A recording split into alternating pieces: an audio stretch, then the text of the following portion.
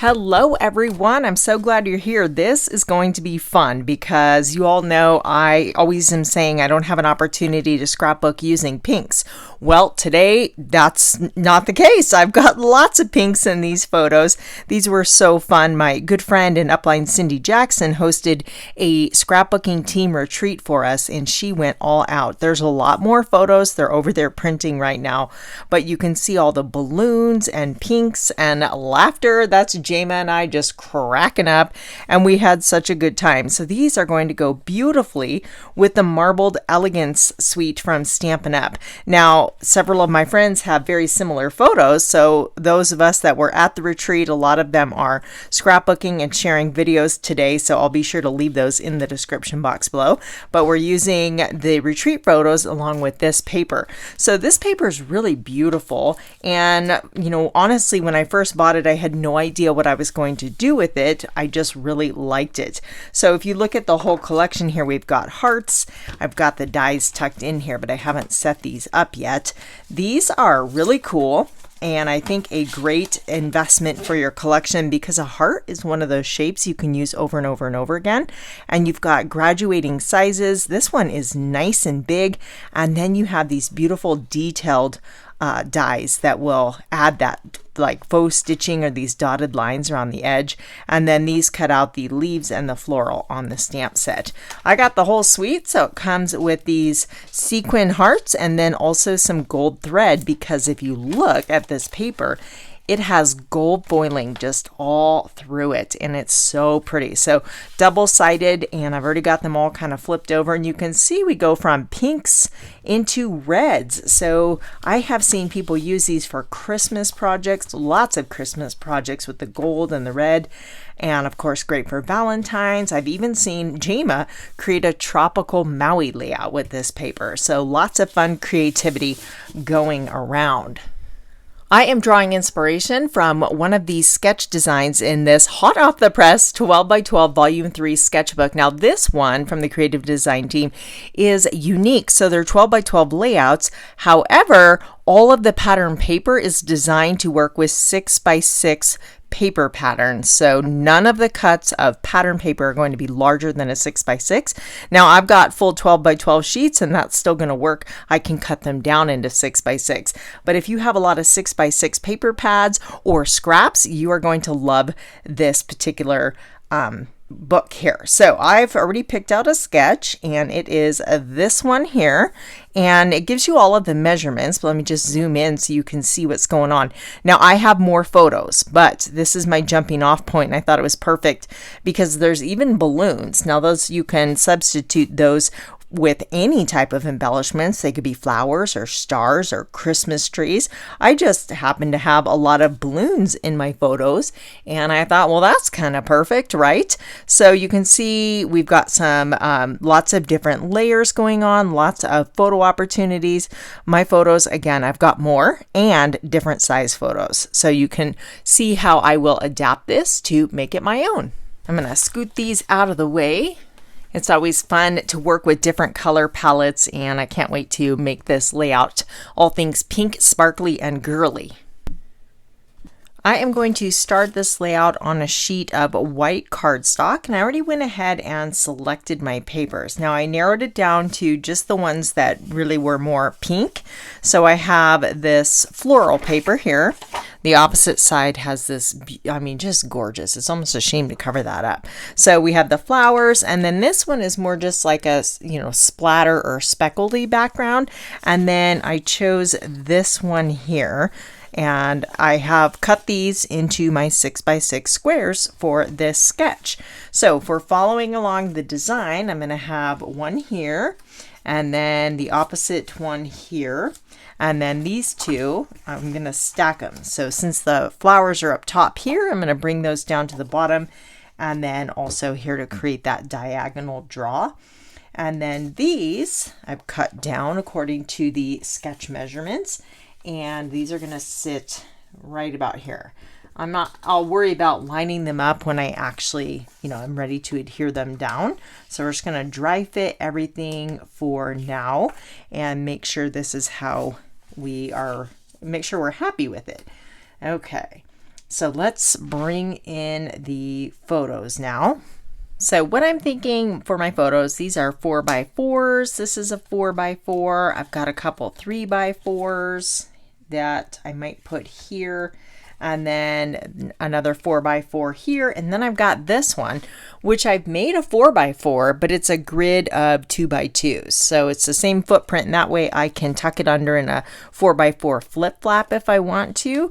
So that is probably where I'm going to head with this one. And I want to show you the actual photos on the sketch. You can see we've got a 4x6. Now I've done two 4x4s and 4x6 here. And again, I've got a 4x4. So you can easily adapt those to make them work.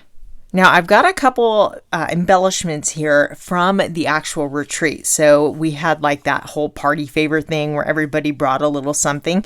And this one here was part of, it was glued to this rosette and then on a package stuffed with little goodies. And I thought, how cute is that? So I peeled this apart gently because I didn't want to use this on the page, but I do want to use this.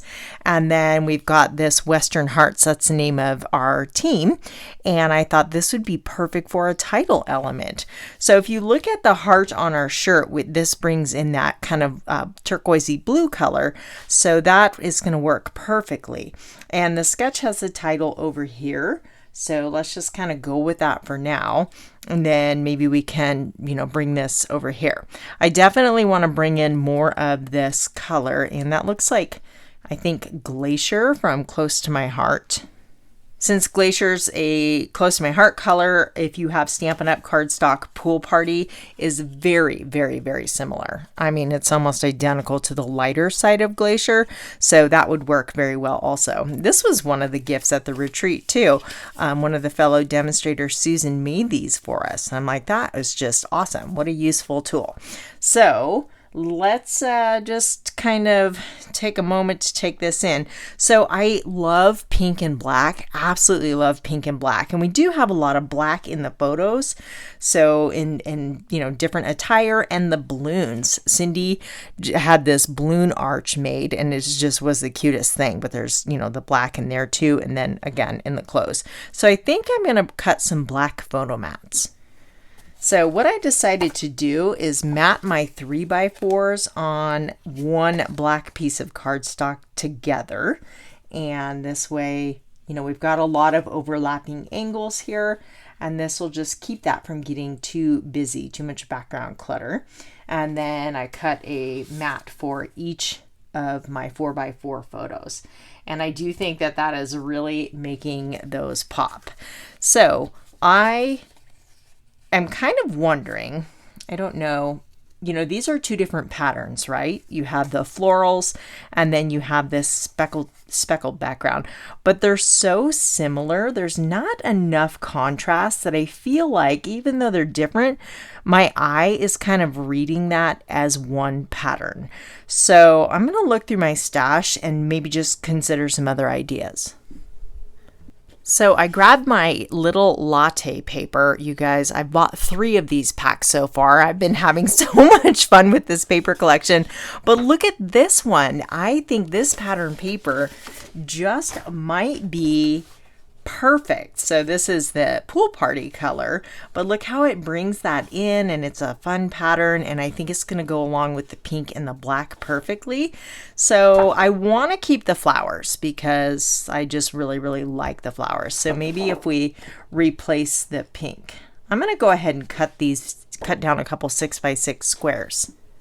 You're probably wondering why I've bought 3 of these. Well, 3 of my latte papers. I have created a lot of coffee themed layouts because I absolutely love it, but it's come in handy for other things too. Like if you look at the back side of this paper, mud, I've done some mountain biking layouts with this. I've got some mud run photos also, so I wanted more of it for that.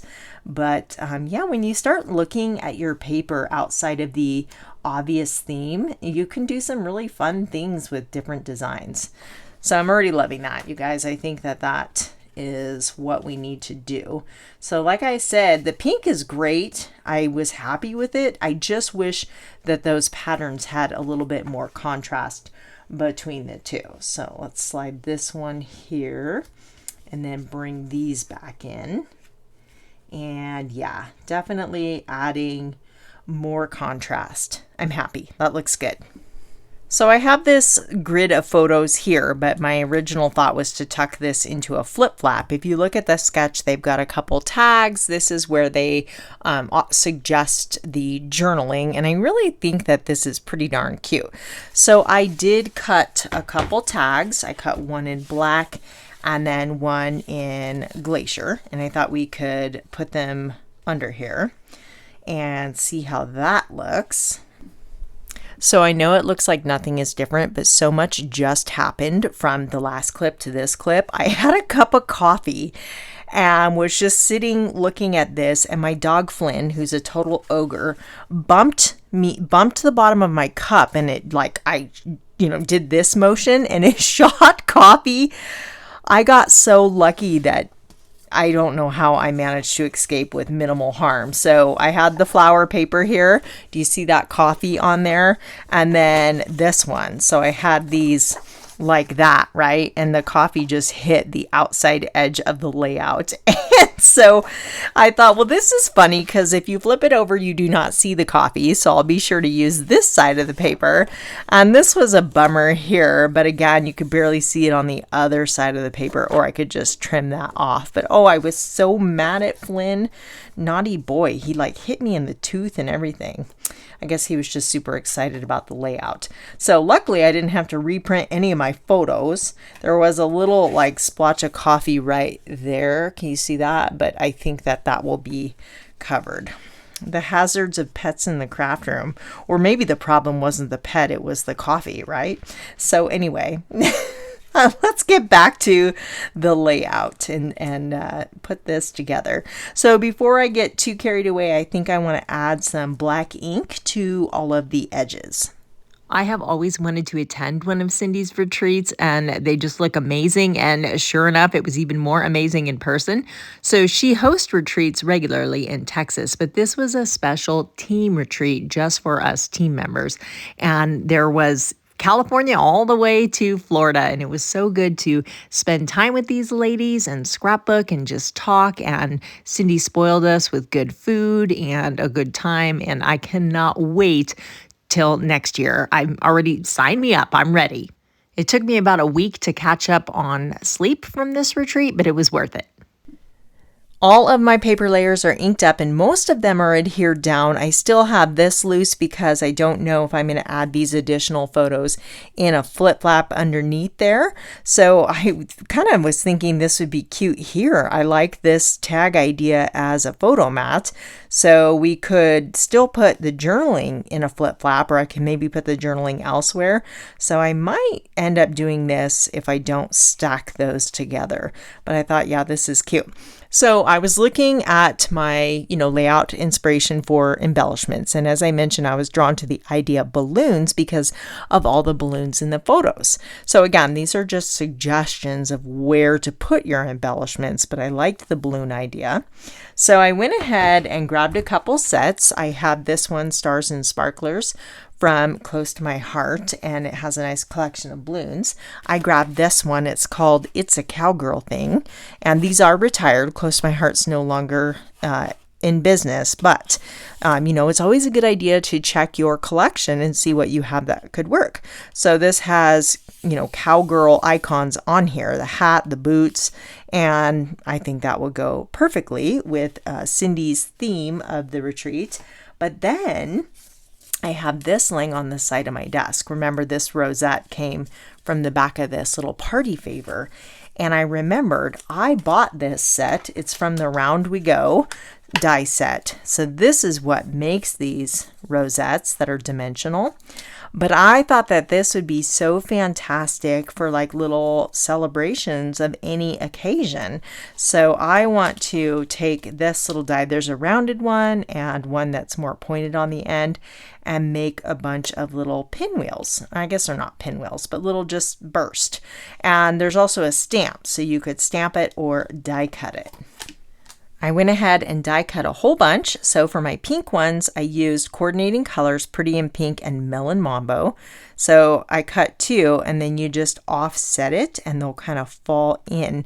So now we have the same look of our rosettes, but they're flat, so you're not going to have, too much bulk. I have used these on pages in the past, different rosettes, and they do hold up. They're very strong, but still, it's a lot of thickness in your album. But how cute is that going to look? So I could use the balloons, but I kind of like I have not used this set yet for, what the reason I bought it. So we definitely want to use our supplies. But I think that these are going to be absolutely perfect to kind of capture that party vibe. Yes, I love it.